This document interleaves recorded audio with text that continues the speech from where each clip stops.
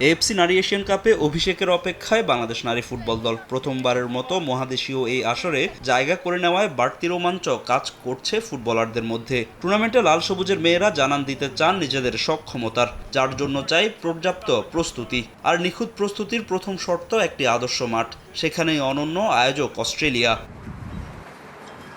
টুর্নামেন্টের আগে এএফসির সূচি অনুযায়ী অনুশীলনের জন্য সিডনির জুবলি স্টেডিয়াম পেয়েছে নারী ফুটবল দল, যা মনে ধরেছে আফ্রিদা ঋতুপর্ণাদের। এই মাঠে সিডনি পর্বের ম্যাচগুলোর জন্য অনুশীলন করবে পিটার বাটলার শিষ্যরা।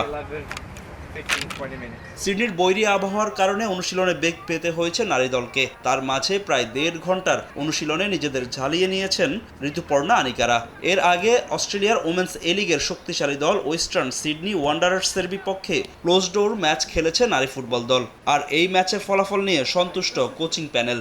এত সুন্দর মাঠ, এত সবকিছু অর্গানাইজ, মানে আসলে মাঠ দেখেও আমাদের না প্লেয়ারদেরও ভালো লেগেছে। তারা মানে চাচ্ছে যে প্রতি মুহূর্ত যদি ট্রেনিংয়ের টাইমটা আরও বেশি থাকতো তাহলে করার জন্য, যেহেতু আজকে আমরা 2 ঘন্টার জন্য ফিল পেয়েছি।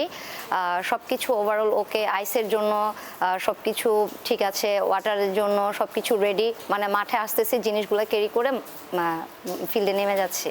এদিকে অনুশীলনে নিজেদের মধ্যে ভাগ হয়ে ম্যাচ খেলেছে নারী ফুটবল দল। দলে নেই কোনো বড় ইনজুরি সমস্যা। এরই মধ্যে অস্ট্রেলিয়ায় ফিজিও খুঁজে পেয়েছে নারী ফুটবল দল। দলে তেমন কোনো ইনজুরি নেই, ছোটোখাটো ইনজুরি যেটা আছে আলহামদুলিল্লাহ ফিজিও আছে, ওটা রিকভারি হচ্ছে। আর দলের পারফরমেন্স আলহামদুলিল্লাহ সবাই সুস্থ আছে, সবাই সবার বেস্টটা দেওয়ার চেষ্টা করতেছে, ট্রেনিং সবাই ভালোই করতেছে। আগামী ৩ মার্চ এশিয়ান কাপের ডিফেন্ডিং চ্যাম্পিয়ন চায়নার বিপক্ষে ম্যাচ দিয়ে এশিয়ান কাপের যাত্রা শুরু করবে বাংলাদেশ নারী ফুটবল দল। ফাহিম ইসলাম, সময় সংবাদ।